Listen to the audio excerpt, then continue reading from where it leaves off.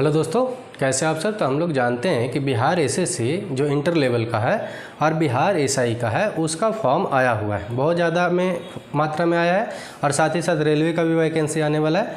तो हम लोग उसके पर्पज़ से क्या है कि साइंस पढ़ना शुरू किए हैं। ठीक है, साइंस का क्या है कि जितना भी अभी टॉपिक हुआ है उसका MCQ कल से हम लोग बनाना शुरू कर देंगे।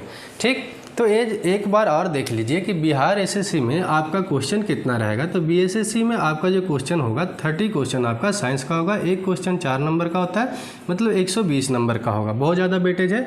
बिहार का जो एसआई है, बिहार एसआई में उसमें भी आपका 15 से 20 क्वेश्चन क्या होता है, साइंस का होता है। यहाँ भी 2 नंबर का होता है, मतलब कि 30 नंबर से आपका 40 नंबर का क्वेश्चन ये जो होता है साइंस का होता है। इसका सही पढ़ने का तरीका सिंपल सी क्या है कि आप क्या करिए, पहले टॉपिक को कंप्लीट करिए और फिर उसके बाद MCQ लगाइए, जो हम लोग कल से लगाएंगे। ठीक है, जितना भी अभी 4 क्लास हो चुका है, नहीं देखें तो आप जाकर देख सकते हैं। आज हम लोग क्या करेंगे, 5वां जो है पढ़ेंगे, जिसमें आज का जो सबसे पहला जो टॉपिक पढ़ना क्या है, आपका सेंटर ऑफ मास पढ़ना है।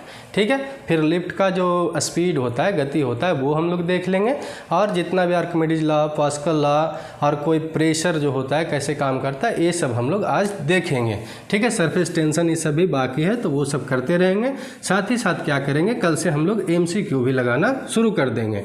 ठीक, तो आज का जो टॉपिक है क्या कि सेंटर ऑफ मास है। तो सेंटर ऑफ मास होता क्या है, द्रव्यमान केंद्र कहते किसको है। तो ज़रा सोचिए कि कोई भी ऑब्जेक्ट एक संतुलन अवस्था में अगर रखा हुआ है तो उस पर ज़रूर 2 चीज़ काम कर रहा होगा, चाहे तो उसका आधार अच्छा होगा या सेंटर ऑफ मास होगा। ठीक है, मतलब कि कोई भी वस्तु को संतुलन बनाने के लिए जिस चीज़ का उपयोग होता है वो क्या होता है, आपका सेंटर ऑफ मास होता है। मतलब जो वस्तु जहाँ पे संतुलन है, जिस केंद्र पर संतुलन होता है, वो क्या होता है, सेंटर ऑफ मास होता है। ये बात आपको याद रखना है। दूसरा इसमें क्या याद रखना है कि जो सेंटर ऑफ मास होगा वो बॉडी के अंदर भी हो सकता है। ठीक है, बॉडी के अंदर भी हो सकता है और किसी का बॉडी का बाहर भी हो सकता है। ये भी बात याद रखना है। ठीक, तो ये भी बात आपको याद रखना है कि सेंटर ऑफ मास जो होता है कोई भी ऑब्जेक्ट का अंदर भी हो सकता है और बाहर भी हो सकता है। ठीक, दूसरा क्या है कि कोई भी ऑब्जेक्ट अपना संतुलन में रहने के लिए, अपना एक अस्थाई पोजीशन में रहने के लिए क्या होता है कि 2 चीज़ पर निर्भर करता है। एक तो सेंटर ऑफ मास पे और दूसरा क्या होता है, आधार पे। ठीक है, बेस पर, उसका बेस कैसा बना हुआ है।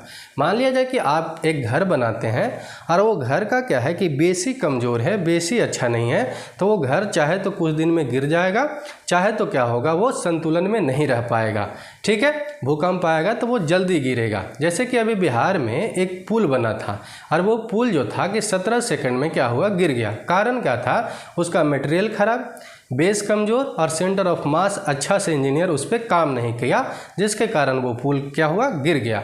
मतलब कोई भी ऑब्जेक्ट को संतुलन बनाए रखने के लिए 2 चीज़ का ज़रूरत होता है। एक तो सेंटर ऑफ मास होता है और दूसरा होता है उसका बेस। तब इसका मतलब क्या है कि अगर कोई वस्तु पर जहाँ जिसका बेस रहेगा, अगर उस जगह पर सेंटर ऑफ मास रहे तो वो और भी अच्छा से संतुलन में रह सकता है। ठीक है, दोनों तो रहेगा ही, लेकिन अगर सोचिए कि अगर आधार पे ही उसका सेंटर ऑफ मास रहेगा तो वो और ज़्यादा अस्थिर और अच्छा पोजीशन में रहेगा। ठीक है, दूसरा बात, इसका यूज के बारे में अगर हम लोग देखते हैं तो इसका यूज क्या है कि आप जैसे कि पहाड़ पर चढ़ते होंगे तो आप क्या होते होंगे, झुक जाते हैं। कारण क्या होता है कि अपना संतुलन बनाने के लिए क्या होता है, झुकते हैं। मतलब कि अपना सेंटर ऑफ मास को सही करने के लिए झुकते हैं। सीढ़ी पर चढ़ते समय झुक जाते हैं। ठीक है, ट्रक को ओवरलोडिंग नहीं करने दिया जाता है। कारण क्या होता है कि उसका सेंटर ऑफ मास क्या हो जाएगा, खराब हो जाएगा।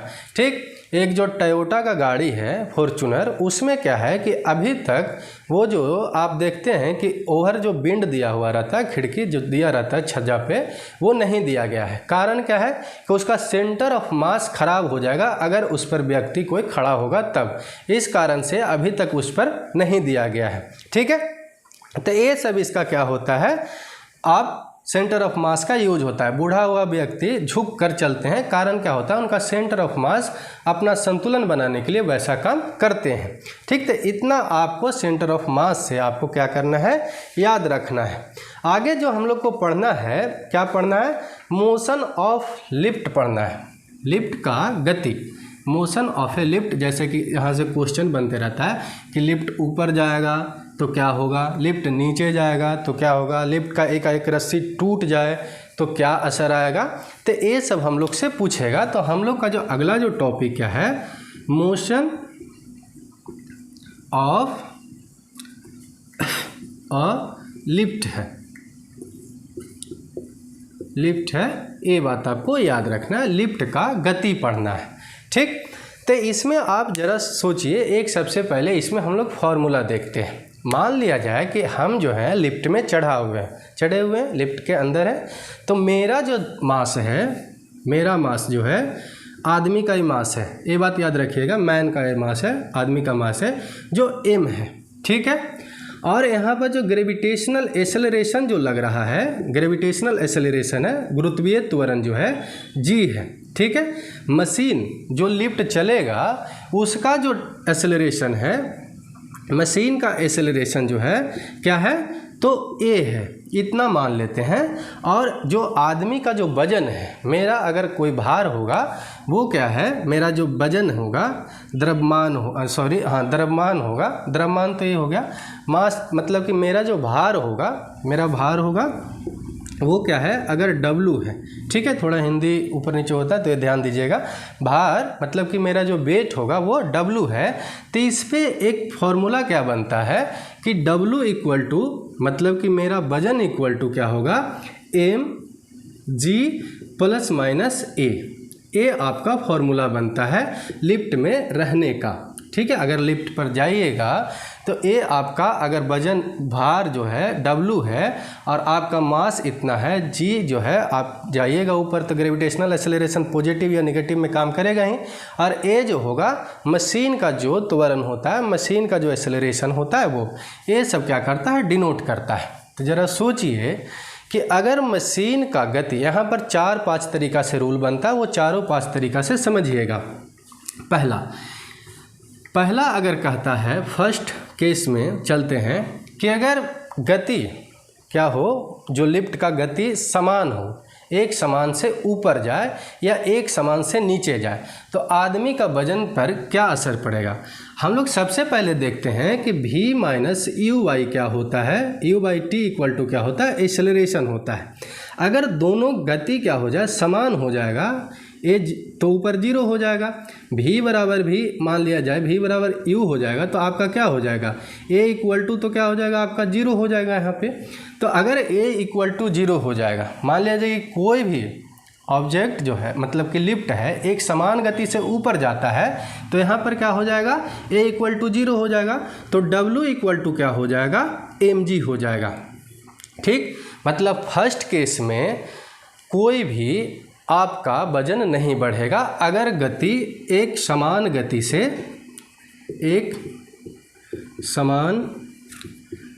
से ऊपर जा रहा है, ऊपर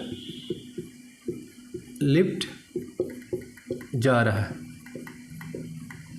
ठीक है, पहला में।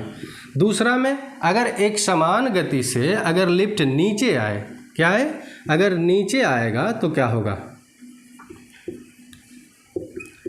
ये सारा क्या हो रहा है, गति पे हो रहा है, ये बात याद रखिएगा, वेलोसिटी पे हो रहा है, ठीक। अगर वेलोसिटी एक समान से नीचे आ रहा है तो क्या होगा, इसमें भी क्या हो जाएगा, a इक्वल टू 0 हो जाएगा। अगर a इक्वल टू यहाँ पर 0 हो जाएगा, मतलब कि w इक्वल टू mg होगा।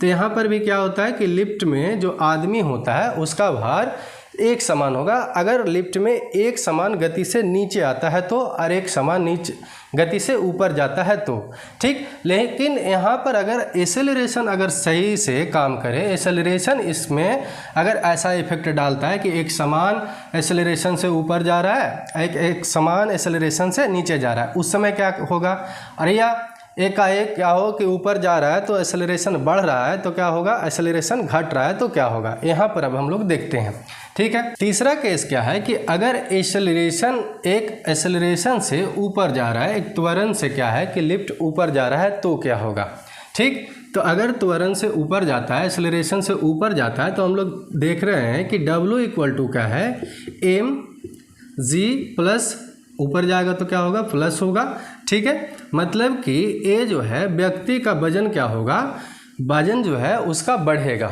ठीक, अगर लिफ्ट एक्सेलरेशन से जाएगा, ऊपर जाएगा, तो क्या होगा, वजन जो होगा, वेट होगा, वो बढ़ेगा।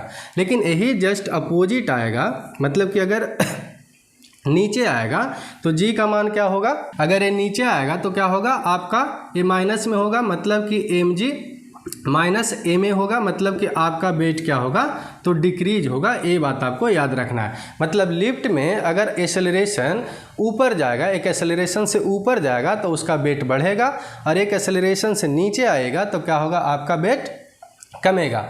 लेकिन चौथा, चार तो हम लोग देख लिए हैं, पांचवा केस देखते हैं। अगर आप लिफ्ट पे जा रहे हैं और लिफ्ट का रस्सी जो है एकाएक टूट जाए तो उस समय क्या होगा, उस समय क्या होता है कि जो जी है वो ए के इक्वल हो जाता है, जी इक्वल टू क्या हो जाता है, ए हो जाता है, जिसके कारण क्या होता है कि आपका वजन एकाएक क्या हो जाता है, जीरो हो जाता है। क्या होता है, तो शून्य हो जाता है। ये बात आपको याद रखना है। इस समय क्या हो जाता है, आपका वजन जीरो हो जाता है। ध्यान देना है सबसे पहले कि एक समान गति से ऊपर जाएगा या एक समान गति से नीचे आएगा तो उसका वेट हमेशा क्या रहेगा, इक्वल रहेगा।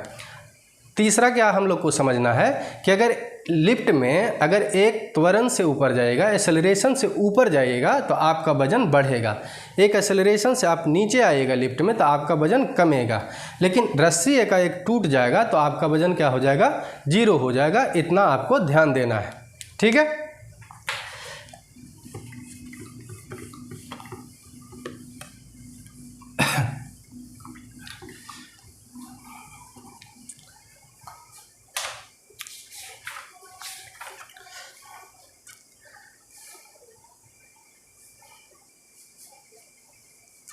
आगे हम लोग को क्या पढ़ना है, तो सेंट्रीपिटल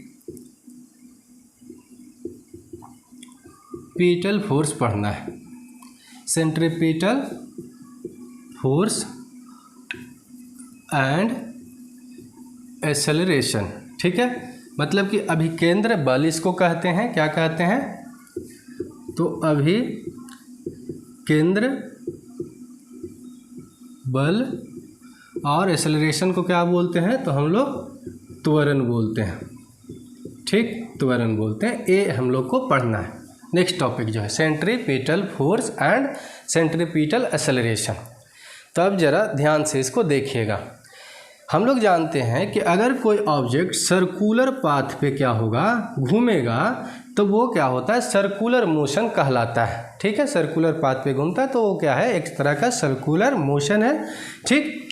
लेकिन यहाँ पर क्या होता है कि यहाँ पर एक क्या हुआ है, ध्यान से देखना है कि अगर जहाँ से आप एक घूमते हैं, ज़रा सोचिए कि ये जो ऑब्जेक्ट है हर पोजीशन में क्या है कि अपना डायरेक्शन चेंज कर रहा है। यहाँ पर डायरेक्शन चेंज हुआ, यहाँ पर डायरेक्शन चेंज हुआ, यहाँ पर डायरेक्शन चेंज हुआ, यहाँ पर डायरेक्शन चेंज हुआ, यहाँ पर डायरेक्शन चेंज हुआ, यहाँ पर डायरेक्शन चेंज हुआ। हर पोजीशन पे क्या है कि डायरेक्शन अपना चेंज हो रहा है। अब डायरेक्शन चेंज होने से इसका वेलोसिटी में भी चेंज होगा, क्या होगा, इसका वेलोसिटी भी क्या होगा, चेंज होगा। अब हम लोग जानते हैं कि change in velocity per unit time को क्या बोलते हैं, एक्सेलरेशन बोलते हैं। तो अगर सर्कुलर पाथ पे उसका वेलोसिटी चेंज होता है, जिसके कारण से क्या है कि जो त्वरण उत्पन्न होता है, जो एक्सेलरेशन उत्पन्न होता है, उसी को हम लोग क्या बोलते हैं, तो सेंट्रीपिटल एक्सेलरेशन बोलते हैं, ठीक है। आप एक बार फिर से समझिए, अगर सर्कुलर पाथ पे आप चलते हैं या दौड़ते हैं तो आपका हर पोजीशन में क्या है कि आपका डायरेक्शन चेंज होता है। अब डायरेक्शन चेंज होने के कारण उसका वेलोसिटी में भी चेंज आता है, ऑब्जेक्ट का वेलोसिटी में भी चेंज आएगा, ठीक है। अब वेलोसिटी में चेंज आता है और समय भी लग रहा है उस पर, तो हम लोग जानते हैं कि change in velocity per unit time को क्या बोलते हैं, change in velocity per unit time को एक्सेलरेशन बोलते हैं। और ये जो सर्कुलर पाथ पे जो एक्सेलरेशन बनता है उसी को हम लोग क्या बोलते हैं, तो सेंट्रीपिटल एक्सेलरेशन बोलते हैं, अभिकेंद्र त्वरण बोलते हैं, ठीक है। अब ये एक्सेलरेशन से जो फोर्स उत्पन्न होगा, जो फोर्स जन्म लेगा, उसको हम लोग क्या बोलेंगे, तो अभिकेंद्र बल बोलेंगे। हम लोग जानते हैं कि फोर्स इक्वल टू क्या होता है, मास इंटू एक्सेलरेशन होता है। तो एक्सेलरेशन रहेगा ही, मास ऑब्जेक्ट का होगा ही, ठीक है। एक्सेलरेशन निकल गया तो जो मास इंटू एक्सेलरेशन का जब मल्टीप्लाई करेंगे, जो इसमें से फोर्स निकल कर आएगा, उस फोर्स को क्या बोलते हैं, तो सेंट्रीपिटल फोर्स बोलते हैं, ठीक है, इतना बात आपको ध्यान रखना है। एक बार अगर फिर से समझना है तो समझ लीजिएगा कि अगर कोई सर्कुलर पाथ पे आदमी दौड़ता है, ऑब्जेक्ट चलता है, तो क्या होता है कि हर पोजीशन पे उसका वेलोसिटी दिशा को चेंज होने के कारण, डायरेक्शन चेंज होने के कारण उसका क्या है कि वेलोसिटी भी चेंज होता है। और जब कोई ऑब्जेक्ट का वेलोसिटी चेंज होता है और उस पर यूनिट टाइम लगाते हैं तो उसका एक्सेलरेशन होता है। और जब जो सर्कुलर पाथ पे एक्सेलरेशन बनता है उसको हम लोग सेंट्रीपिटल एक्सेलरेशन बोलते हैं। ठीक है, अभिकेंद्र त्वरण बोलते हैं। और जो इस त्वरण के कारण से जो फोर्स निकल के आता है उसको हम लोग सेंट्रीपिटल फोर्स बोलते हैं। ठीक, इतना आपको याद रखना है। दूसरा इसमें क्या समझना है कि जो सेंट्रीपिटल फोर्स होता है वो केंद्र की ओर झुका होता है, केंद्र की ओर रहता है, अभी केंद्रित होता है, ये बात आपको ध्यान देना है। ठीक है, लेकिन आप सोचिए कि आप एक धागा बांधकर ऐसे घुमाइएगा तो उसको छोड़ने पर क्या होगा, वो ऑब्जेक्ट बाहर निकल जाएगा, क्योंकि हर पोजीशन पे वो क्या है कि अपना डायरेक्शन क्या है कि चेंज कर रहा है। आप सोच रहे होंगे कि इस सर्कुलर पाथ पे आप घुमा रहे हैं तो सर्कुलर पाथ पे ही नहीं, धागा से जो रस्सी से जो छूटेगा वो पत्थर, वो इसी पाथ पे नहीं घूमेगा। क्यों? अगर इस पोजीशन में छोड़िएगा तो यहाँ निकल जाएगा, इस पोजीशन में छोड़िएगा तो यहाँ निकल जाएगा, इस पोजीशन में छोड़िएगा तो यहाँ निकल जाएगा, इस पोजीशन में छोड़िएगा तो यहाँ निकल जाएगा, क्योंकि वो हर पोजीशन में अपना क्या है, डायरेक्शन चेंज कर रहा है, इस कारण से। ठीक है, अगला जो हम लोग को इसमें पढ़ना है सेंट्रीफ्यूगल फोर्स। सेंट्रीफ्यूगल फोर्स का यूज कहाँ पे होता है ये भी हम लोग देख लेंगे, वहाँ से क्वेश्चन बनता है, तो सेंट्रीफ्यूगल फोर्स भी हम लोग देखते हैं। ठीक, होता क्या है पहले देखते हैं।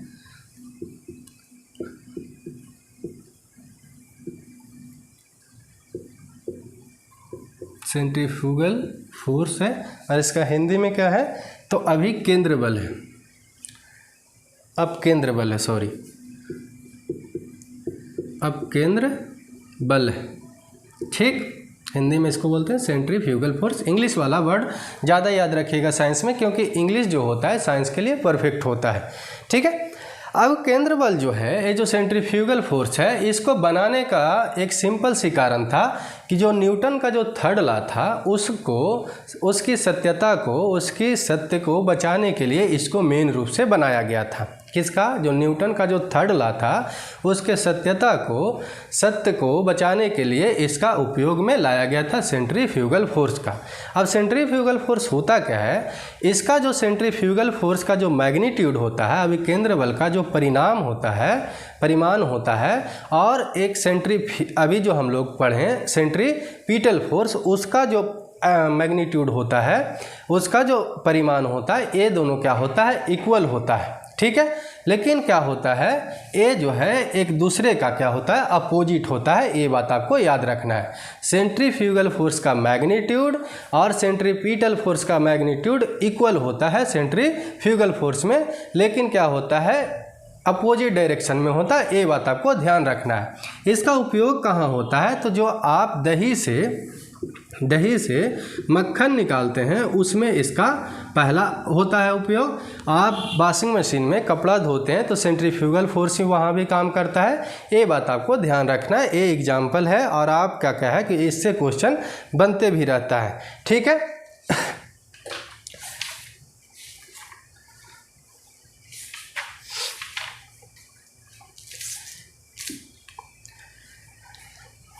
आगे जब हम लोग को पढ़ना है वो पढ़ना है प्रेशर पढ़ना है। प्रेशर पढ़ने से पहले सबसे पहले हम लोग को जानना चाहिए कि पार्टिकल जो है, ऑब्जेक्ट जो है, मेनली उसका स्टेट कितना तरह का है। तो ऑब्जेक्ट का हम लोग जानते हैं कि 3 तरह का मेनली उसका स्टेट है, एक तो सॉलिड है, दूसरा लिक्विड है और तीसरा गैस है। इसका कारण क्या है जानने से, मतलब प्रेशर जानने के पहले ये हम लोग क्यों जान रहे हैं, तो जो पहला बात याद रखिएगा, जो सबसे ज़्यादा गमन करता है, सबसे ज़्यादा स्पीड में फ्लो करता है, वो होता है गैस होता है। उसके बाद क्या होता है, लिक्विड होता है, द्रव होता है, ये बात आपको याद रखना है। उसके बाद क्या होता है, तो आपका सबसे जो होता है, जो सॉलिड होता है, वो सबसे कम फ्लो करता है, ये हम लोग को ध्यान रखना चाहिए। मतलब जो होता है कि सबसे ज़्यादा जो है गैस फ्लो करता है, फिर द्रव मतलब कि लिक्विड, और फिर उसके बाद सॉलिड। अब इसका कारण क्या है, फ्लो होने का कारण क्या है? अब high pressure to low pressure क्या होता है, कोई भी ऑब्जेक्ट एक जगह से दूसरे जगह फ्लो करता है, high pressure to low pressure की ओर। मतलब कि आप सिंपल से एग्जांपल देखिए कि आपका एक बोतल है, अब बोतल में पानी भर के उसका ढक्कन क्या करिए, लगा दीजिए। अब ढक्कन में या इसमें से एक क्या करिए कि छिद्र करिए छोटा सा, और उसमें से ऐसे ही पानी निकलने दीजिए, तो आप देखिएगा कि पानी बाहर निकल रहा है। लेकिन जैसे ही उसको दबाइएगा तो क्या होगा, पानी है जो तेज़ प्रेशर से निकलेगा। कारण क्या है कि यहाँ पर अब प्रेशर बढ़ने के कारण लो प्रेशर की ओर पानी जाना शुरू कर रहा है। मतलब कि सिंपल से इसका कारण क्या होता है कि कोई भी जो लिक्विड है, जो गैस है, वो फ्लो कब करता है, high pressure to low pressure वो बहना शुरू होता है। ये बात आपको ध्यान देना है, ठीक है, high pressure to low pressure, ठीक है। तो इसमें हम लोग को जो सबसे पहले पढ़ना है, जनरल प्रॉपर्टी ऑफ मैटर में प्रेशर पढ़ना है। जनरल प्रॉपर्टी ऑफ मैटर जो होता है उसमें हम लोग को सबसे पहले क्या पढ़ना है, तो प्रेशर पढ़ना है, दाब पढ़ना है, ठीक। इसको हम लोग क्या बोलते हैं, तो दाब बोलते हैं, और इसको इंग्लिश में प्रेशर बोलते हैं, ठीक है। ये भी बात आपको याद रखना है ठीक। तो आखिर में होता क्या है, सबसे पहले ये हम लोग समझते हैं। तो कोई ऑब्जेक्ट है, उसका नाम मान लिया जाए कि एक्स वाई जेड, कुछ भी मान लीजिए ए है, और इस पर आप फोर्स लगाते हैं, तो जिस एरिया पे, यहाँ पर क्या है कि एक एरिया पे फोर्स लगेगा, और ये जो आपका फोर्स लगेगा वो फोर्स और एरिया का क्या होगा, रेशियो होगा। मतलब कि फोर्स अपॉन एरिया होगा, प्रेशर इक्वल टू, ये बात आपको याद रखना है। फिर से समझना है कि कोई ऑब्जेक्ट है, अगर उस ऑब्जेक्ट पे आप प्रेशर लगाते हैं, फोर्स लगाते हैं, तब फोर्स लगाते हैं जिस एरिया पे, उसका मतलब कि जो फोर्स है और जिस एरिया पर लगेगा उसका रेशियो बन के निकलता है प्रेशर। मतलब कि फोर्स अपॉन एरिया ही क्या कहलाता है, तो आपका प्रेशर कहलाता है। फोर्स पर यूनिट एरिया जो होता है आपका क्या होता है, प्रेशर होता है। इसका ऐसा यूनिट क्या होता है, तो फोर्स का आपका न्यूटन हो जाता है, एरिया का मीटर स्क्वायर होता है, और न्यूटन पर मीटर स्क्वायर को हम लोग क्या बोलते हैं, तो पास्कल बोलते हैं। ये बात आपको ध्यान रखना है, तो पास्कल बोलते हैं, ठीक। एक बार और समझना है तो समझिएगा। कोई ए ऑब्जेक्ट है, उस ऑब्जेक्ट पर आप कोई फोर्स है जो एफ लगाते हैं, तो जिस एरिया पे फोर्स लगेगा वही क्या होगा, मान लिया जाए कि एफ फोर्स लगाते हैं और एफ वाई ए अगर निकल के आया, उसको हम लोग क्या बोलते हैं, तो प्रेशर बोलते हैं, ठीक है। मतलब कि फोर्स मतलब प्रेशर अपॉन इक्वल टू क्या होता है, फोर्स अपॉन एरिया होता है। सिंपल सी ए समझ के रखना है, ठीक।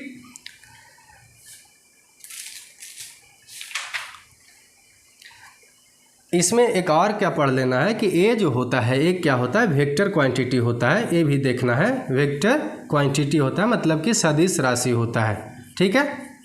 अब इसका क्या है, वेक्टर क्वांटिटी क्या होता है, तो वेक्टर क्वांटिटी वो होता है जिस क्वांटिटी के पास मैग्नीट्यूड भी हो और उसके पास क्या हो, डायरेक्शन भी हो, ठीक है, दोनों हो, तो उसको हम लोग क्या बोलते हैं, वेक्टर क्वांटिटी बोलते हैं। मतलब प्रेशर जो है आपका, प्रेशर के पास डायरेक्शन भी है, जहाँ पे फोर्स लगेगा तो हम लोग जानते हैं कि अपरूपी वहाँ पे प्रेशर मतलब फोर्स जो लगा रहे हैं, तो वहाँ पर हम लोग का जानते ही होंगे कि किस एरिया में लगा रहे हैं, तो डायरेक्शन हम लोग के ऑटोमेटिक जानकारी होता है, ठीक।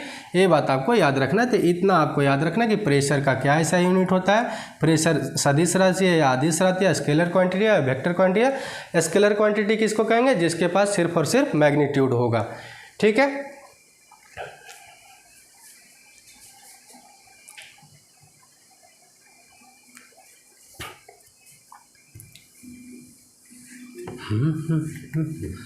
अब इसमें एक छोटा सा हम लोग का जो टॉपिक है क्या है, पास्कल लॉ है। क्या है, तो पास्कल लॉ है, मतलब कि ये प्रेशर से ही है जुड़ा हुआ। तो पास्कल लॉ क्या कहता है प्रेशर के लिए, पास्कल का नियम, मान लिया जाए कि कोई कंटेनर में आप क्या करते हैं, पानी भर देते हैं, और यहाँ पे ग्रेविटेशनल जो है, ग्रेविटी जो है अगर जीरो मान लेते हैं, ग्रेविटी को क्या मान लेते हैं, जीरो अगर मान लेते हैं, तो इसमें क्या कहता है पास्कल कि ये जो अंदर का जो क्या होगा लिक्विड होगा हर पोजीशन में क्या होगा तो वो सेम प्रेशर लगाएगा। हर पोजीशन में क्या है कि वो सेम प्रेशर लगाएगा।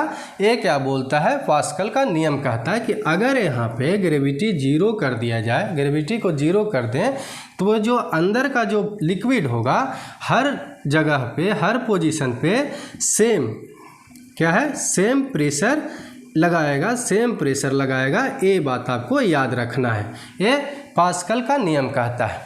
इसका उपयोग कहाँ पे होता है तो इसका उपयोग होता है आपका हाइड्रोलिक प्रेस में, ठीक है। हाइड्रोलिक ब्रेक जो होता है उसमें भी होता है, ठीक है। हाइड्रोलिक प्रेस में भी होता है, हाइड्रोलिक लिफ्ट में भी होता है पास्कल का नियम का उपयोग। तो ये बात आपको ध्यान रखना है, ठीक। इसका क्या कहना है कि अगर ग्रेविटी को जीरो कर दें, गुरुत्व को जीरो कर दें, जीरो मान ले, तो अगर कोई कंटेनर में लिक्विड है तो वो हर पोजीशन में क्या करेगा इक्वल प्रेशर लगाएगा। ये पास्कल का नियम कहता है, ठीक है। चलिए तो आज के लिए इतना ही। वीडियो अच्छा लगा हो तो लाइक करिएगा, कमेंट करिएगा, शेयर करिएगा, सब्सक्राइब करके बेल आइकन को दबा के रखिएगा। जय हिंद, जय भारत।